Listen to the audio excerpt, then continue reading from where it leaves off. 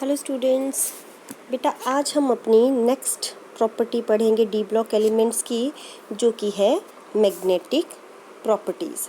ठीक है, तो मैग्नेटिक प्रॉपर्टी से क्या मतलब है कि जब भी हम डी ब्लॉक एलिमेंट्स पे या सब्सटेंसेस बोल दो, सब्सटेंसेस पे मैग्नेटिक फील्ड अप्लाई करते हैं, ठीक है, तो दो तरह का मैग्नेटिक बिहेवियर शो करते हैं सब्सटेंस। या तो वो डायामैग्नेटिक होते हैं बेटा, या तो वो पैरामैग्नेटिक होते हैं। ये नॉलेज आपको थोड़ी बहुत होगी क्योंकि +1 में आपने डायामैग्नेटिज्म और पैरामैग्नेटिज्म पढ़ा था। ठीक है, तो जब फिर से सुन लो एक बार, जब सब्सटेंसेस के ऊपर बेटा हम मैग्नेटिक फील्ड अप्लाई करते हैं तो वो दो तरह से बिहेवियर शो करते हैं। या तो बेटा वो मैग्नेटिक फील्ड की तरफ को अट्रैक्ट होंगे या वो मैग्नेटिक फील्ड की तरफ रिपेल करें, या तो वो रिपेल होंगे। तो जब वो रिपल्शन शो करते हैं मैग्नेटिक फील्ड के लिए तो उसको बोलते हैं बेटा डायामैग्नेटिज्म। क्या बोलते हैं उसको? डायामैग्नेटिज्म। ठीक है, जब वो रिपल्शन करते हैं। ठीक है, लेकिन जब वो मैग्नेटिक फील्ड की तरफ को अट्रैक्ट होते हैं तो उसको बोलते हैं पैरामैग्नेटिज्म। ठीक है, जब रिपल्शन करते हैं तो डायामैग्नेटिज्म, और जब अट्रैक्शन शो करते हैं तो पैरामैग्नेटिज्म बेटा। ठीक है, तो डायामैग्नेटिक कौन से होते हैं सब्सटेंसेस? जिनमें सारे के सारे पेयर्ड इलेक्ट्रॉन्स हों। इलेक्ट्रॉन्स क्या होते हैं? जब पेयर्ड होते हैं बेटा तब वो रिपल्शन शो करते हैं मैग्नेटिक फील्ड की तरफ को। लेकिन अगर सब्सटेंसेस, एलिमेंट्स, मेटल्स के में क्या है बेटा, अनपेयर्ड इलेक्ट्रॉन है, तो वो क्या करते हैं? अट्रैक्शन शो करते हैं। मैंने पिछले साल बताया भी था कि अनपेयर्ड, ठीक है ना, उल्टा याद रखना, अगर पेयर्ड है तो डाया और अनपेयर्ड है तो पैरा। ठीक है, उल्टा चलता है इसमें, समझ आ गया? अच्छा, एक और टर्म भी आती है फेरोमैग्नेटिज्म, बताया है इन्होंने कि अगर मैग्नेटिक फील्ड की तरफ को स्ट्रांगली अट्रैक्ट हों, कि एक बार जो है परमानेंट उनके ऊपर मैग्नेटिज्म आ जाए, तो वो क्या होते हैं? फेरोमैग्नेटिक होते हैं बेटा। ठीक है, पैरा, फेरो, और ये हम सॉलिड स्टेट में डिटेल में पढ़ेंगे। ठीक है, तो अच्छा, अब बोला कि मैग्नेटिक जो बिहेवियर है तो वो हम कैसे निकाल सकते हैं। ठीक है, जो मैग्नेटिक मोमेंट है वो हम कैसे निकाल सकते हैं बेटा? मैग्नेटिक मोमेंट को निकालने के लिए जो फॉर्मूला आता है, मैग्नेटिक मोमेंट को हम किससे करते हैं? म्यू से रिप्रेजेंट करते हैं बेटा। किससे? म्यू से रिप्रेजेंट करते हैं। ओके, और जो आपका मैग्नेटिक मोमेंट है कैसे निकाल सकते हैं? √n × n+2। तो what is n? n is the unpaired electrons. क्या है? Unpaired electrons. ठीक है, तो जितने अनपेयर्ड इलेक्ट्रॉन है बेटा उसकी वैल्यू n में डालेंगे और इस तरह से हमारा क्या निकल जाएगा? मैग्नेटिक मोमेंट निकल जाएगा। ये स्पिन ओनली मैग्नेटिक मोमेंट निकलता है बेटा। ठीक है, और इसके लिए जो यूनिट है दैट इज बोहर मैग्नेटोन। क्या है बच्चे? Bohr's magneton. ये देखो बोहर्स मैग्नेटोन है, फॉर्मूला है mu is equal to √n × n+2। ठीक है, अब यहाँ पे देखो अलग अलग के अपने को मैग्नेटिक मोमेंट निकाल के दिए हुए हैं। ठीक है ना, अब स्कैंडियम है वो 3 पॉजिटिव है तो कोई अनपेयर्ड इलेक्ट्रॉन नहीं है, तो इसका मैग्नेटिक मोमेंट भी 0 आएगा। ठीक है, किसी का हम खुद से कैलकुलेट कर लेते हैं। चलो, क्रोमियम कर लिया हमने, क्रोमियम 2 पॉजिटिव दे रखा है, तो क्रोमियम के आउटर मोस्ट में बेटा 3d5 4s1, तो 2 पॉजिटिव है तो एक ये इलेक्ट्रॉन गया और यहाँ पे भी क्या बच गए? 4। यहाँ पे क्या बच गया? 4। तो डी सबशेल है ना, तो डी में 1 2 3 4 सारे के सारे अनपेयर्ड है। ठीक है, तो इसका कैसे निकलेगा? 4 × 4+2। ठीक है ना, इस तरह से हम निकाल सकते हैं। तो 4, ठीक है, 6, और वो कितना आएगा आपके पास? अगर आप कैलकुलेट करेंगे इसको तो आएगा ये 4.90। ठीक है, ये कैलकुलेटेड है और ये ऑब्जर्व्ड है एक्सपेरिमेंटली, 4.90 आ जाएगा। इस तरह से बेटा आप सबकी इलेक्ट्रॉनिक कन्फिग्रेशन लिखो, जितने अनपेयर्ड इलेक्ट्रॉन है, ठीक है ना, ऑर्बिटल में, डी ऑर्बिटल में फिल करो इनको, जितने अनपेयर्ड इलेक्ट्रॉन आएंगे बेटा वो उसमें डालो और आपके पास क्या आ जाएगा? मैग्नेटिक मोमेंट निकाल सकते हैं आप। ठीक है ना, इधर क्वेश्चन भी दे रखा है, ये देखो, divalent ion of aqua solution with atomic number 25। तो 25 किसका एटॉमिक नंबर है बेटा?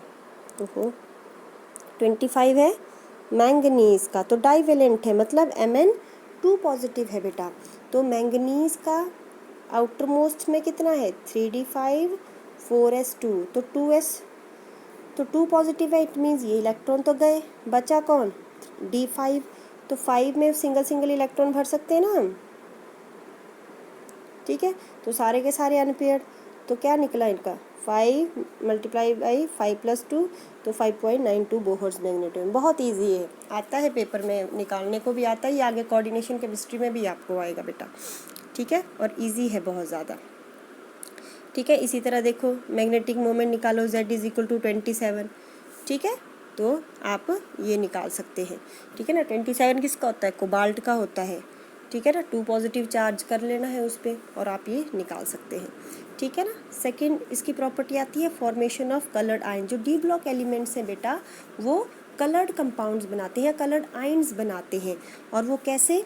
देखो मैंने तुम्हें बताया था कि जो हमारा डी ऑर्बिटल्स होते हैं बेटा, वो क्या कौन कौन से डी ऑर्बिटल्स कौन कौन से हैं? इतना तो पता है ना आपको, dxy, dyz, dzx, dx² - y² और dz², 5 ऑर्बिटल्स हैं बेटा। तो ये जो 5 ऑर्बिटल्स हैं बेटा, इनकी एनर्जी सिमिलर नहीं होती है बेटा, ठीक है। इनकी एनर्जी क्या है? डिफरेंट एनर्जी होती है। ये जो 3 है इनकी एनर्जी कम होती है, और ये जो 2 हैं बेटा इनकी एनर्जी ज़्यादा होती है, dxy, dzx और dxy, dyz और dzx, ये dx² - y² और dz², ये डिटेल में पढ़ेंगे हम कोऑर्डिनेशन केमिस्ट्री में कि ये बने कैसे, डी जनरेट कैसे हो गए, क्यों इनकी एनर्जी ज़्यादा हो गई और इनकी एनर्जी कम हो गई, ये सारा हम पढ़ेंगे बच्चे डिटेल में।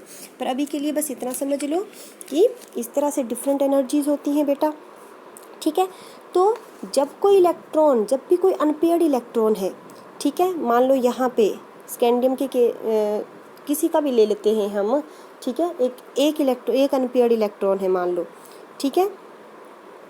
तो ये अनपेयर्ड इलेक्ट्रॉन है, तो जब इसके ऊपर लाइट पड़ेगी इस इलेक्ट्रॉन के ऊपर बेटा, तो इलेक्ट्रॉन जंप करके कहाँ चला जाएगा? अपनी हायर एक्साइटेड स्टेट में चले जाएगा, ठीक है ना। Particular amount of energy absorb करेगा, और जितनी एनर्जी वो एब्जॉर्ब करता है बेटा, अगर वो विजिबल रीजन में लाई करती है, तो जब ये वापस आएगा, अब ऑब्वियस है ऊपर जाएगा तो ये एक्साइटेड स्टेट है, जब ये वापस आएगा बेटा, तो जो कलर इसने एब्जॉर्ब करा होता है बेटा, उसी कलर का ये कॉम्प्लीमेंट्री कलर शो करते हैं, ठीक है। फिर से बता देती हूँ, ठीक है, इतना ताम झाम करने की बस ये समझ लो बेटा कि जब इलेक्ट्रॉन जो है लोअर एनर्जी डी ऑर्बिटल से, लोअर कौन थे? वो 3 लोअर एनर्जी डी ऑर्बिटल से कहाँ जाता है? हायर एनर्जी ऑर्बिटल में चला जाता है बेटा, तो सर्टेन अमाउंट ऑफ एनर्जी वो एब्जॉर्ब करता है। लेकिन जब वो दोबारा हट के जाता है तो वही उतनी ही एनर्जी वो क्या करता है? इमिट करता है बेटा। तो अगर वो फ्रीक्वेंसी कौन से है? विजिबल रीजन में लाई करती है बेटा।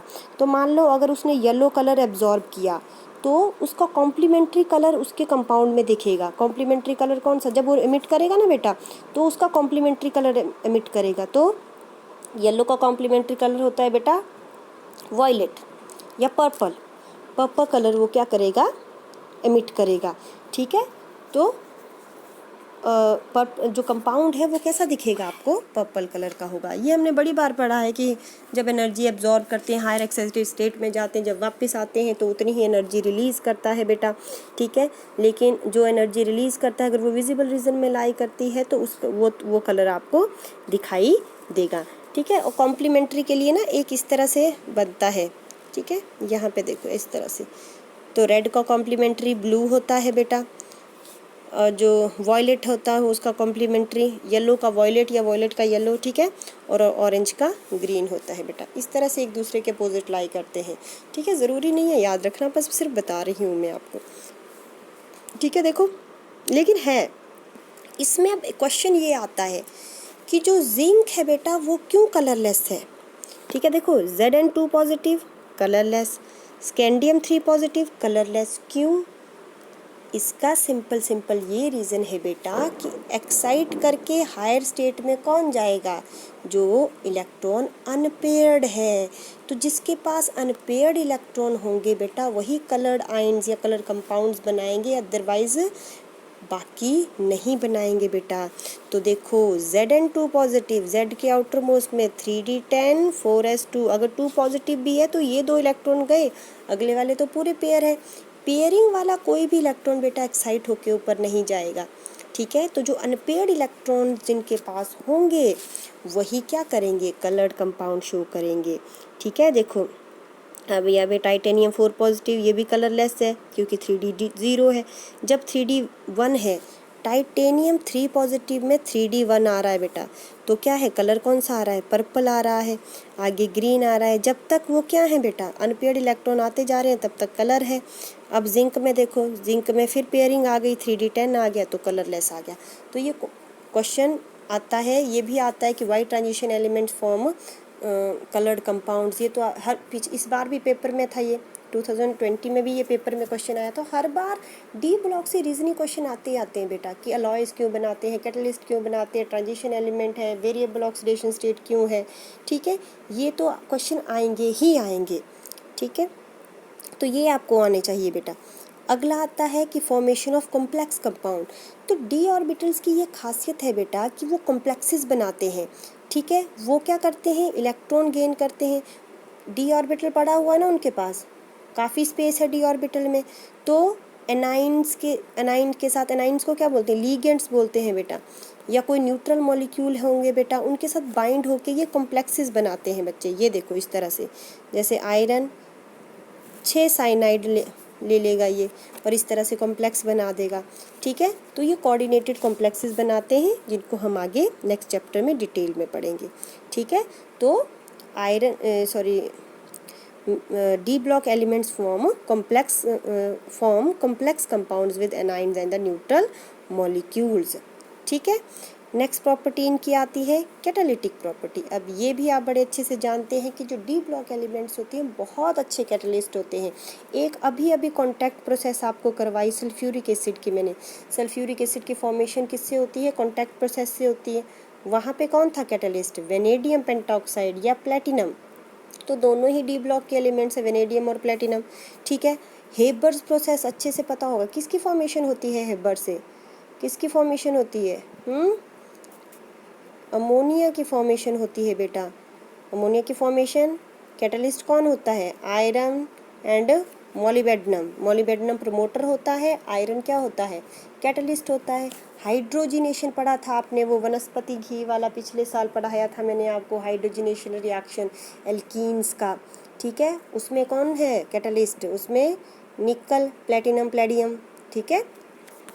तो एक्चुअली में क्यों ये कैटलिस्ट के जैसे बिहेव करते हैं बेटा? क्योंकि ये क्या होते हैं? सॉलिड्स होते हैं। सॉलिड होते हैं तो ये बहुत अच्छा सरफेस प्रोवाइड करते हैं ताकि रिएक्टेंट इनके सरफेस पे आए, इनके साथ बॉन्ड बनाएं और रिएक्टेंट्स के बीच का आपस का बॉन्ड टूट जाए और ईजिली प्रोडक्ट बन जाएं। जैसे प्रोडक्ट बनेंगे ये वहाँ से बिना रिएक्शन में यूज़ अप हुए वापस आ जाते हैं। कैटलिस्ट वही होते हैं ना जो रिएक्शन में यूज़ नहीं होते हैं, ठीक है। तो ये एक सरफेस प्रोवाइड करवाते हैं बेटा रिएक्शन को कंप्लीट करने के लिए, ठीक है। समझ आया आपको? ओके, लग गया पता? तो बहुत अच्छे कैटलिस्ट होते हैं आपके डी ब्लॉक एलिमेंट्स, ठीक है। आगे ये इंटरस्टिशियल कंपाउंड बनाते हैं। अब क्या है ये इंटरस्टिशियल कंपाउंड? क्या होते हैं इंटरस्टिशियल? सबसे पहले ये समझ लो कि इंटरस्टिशियल साइट्स क्या होती हैं।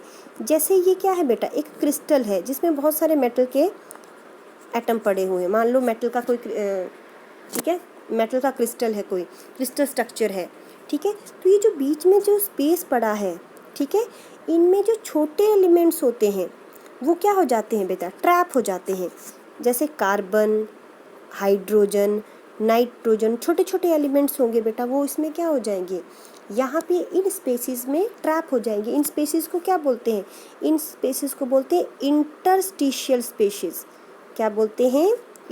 वैसे याद तो तुम्हें होगा नहीं, पर वैसे मैंने इंटरस्टिशियल कंपाउंड्स करवाए थे आपको पिछले, साल, ठीक है। इंटरस्टिशियल स्पेसेस होते हैं बेटा, इन इंटरस्टिशियल स्पेसेस में छोटे जो एटम्स हैं वो बेटा क्या कर जाते हैं, ट्रैप हो जाते हैं बेटा, और इसकी वजह से इन कंपाउंड्स को क्या बोलते हैं, इंटरस्टिशियल कंपाउंड्स बोलते हैं, ठीक है। तो ये जो इंटरस्टिशियल कंपाउंड्स हैं इनकी प्रॉपर्टी क्या है, ज़्यादा बेटर होती है सिंपल कंपाउंड से, ठीक है। जैसे बहुत यूज़फुल होते हैं बेटा, एक तो इंटरस्टिशियल कंपाउंड जो है केमिकली जो है लेस रिएक्टिव होते हैं बेटा प्योर मेटल से, ठीक है ना। जैसे एलॉयज़ पढ़े थे ना आपने कि एलॉयज़ बेटर होते हैं प्योर मेटल से, वैसे इंटरस्टिशियल कंपाउंड्स भी ज़्यादा बेटर होते हैं बेटा किससे, प्योर कंपाउंड से, ठीक है। मेल्टिंग पॉइंट, बॉइलिंग पॉइंट बहुत ज़्यादा हाई होता है इनका, ठीक है। अच्छी कंडक्टिविटी होती है, ठीक है, मेटालिक कंडक्टिविटी अच्छी होती है ये, और नॉन मेटल इसमें डालने की वजह से ये हार्ड और रिजिड हो जाते हैं बेटा, काफ़ी हार्ड और रिजिड होते हैं, ठीक है। अब इसका एक एग्जांपल है कि स्टील जो है, स्टील क्या है, स्टील अब कोई एलिमेंट थोड़े नहीं है, स्टील तो मिक्सचर है, ठीक है।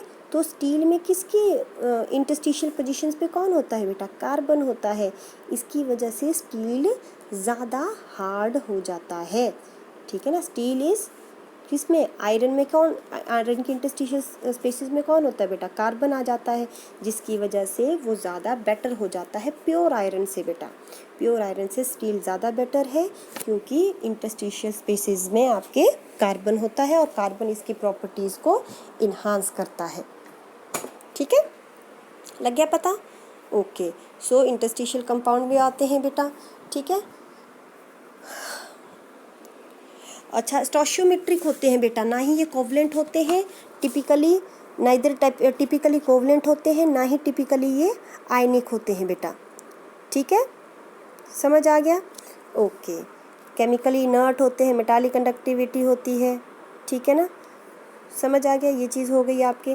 थर्ड थिंग आती है अलॉय फॉर्मेशन, ठीक है। तो बहुत अच्छे अलॉयज़ बनाते हैं। अब अलॉय तो आपको पता ही है, अलॉयज़ क्या होते हैं, alloys are the homogeneous mixture of two or more metals, या अदर एलिमेंट्स भी हो सकते हैं, उसमें नॉन मेटल्स भी आ जाते हैं, ठीक है। तो ये क्या करते हैं बेटा, डी ब्लॉक एलिमेंट्स बहुत अच्छे अलॉयज़ बनाते हैं, ठीक है। एग्जाम्पल ब्रास का ही ले लो, ये तो तुम छोटी क्लासेस पढ़ रहे हो, कॉपर और जिंक ब्रास, और ब्रॉन्ज क्या है, कॉपर एंड टिन आपका ब्रॉन्ज है, ब्रॉन्ज का होता है कांसा और ये पीतल होता है आपका, ठीक है। तो ये बहुत अच्छे बच्चे अलॉयज़ बनाते हैं। एक और अलॉय बनाते हैं ये, ठीक है, एल्निको भी है, एक मिश मेटल भी है, ठीक है, मिश मेटल, अच्छा चलो सॉरी, मिश मेटल तो लेंथेनाइड्स में आएगा आपका, पर एल्निको आएगा इसमें, ठीक है।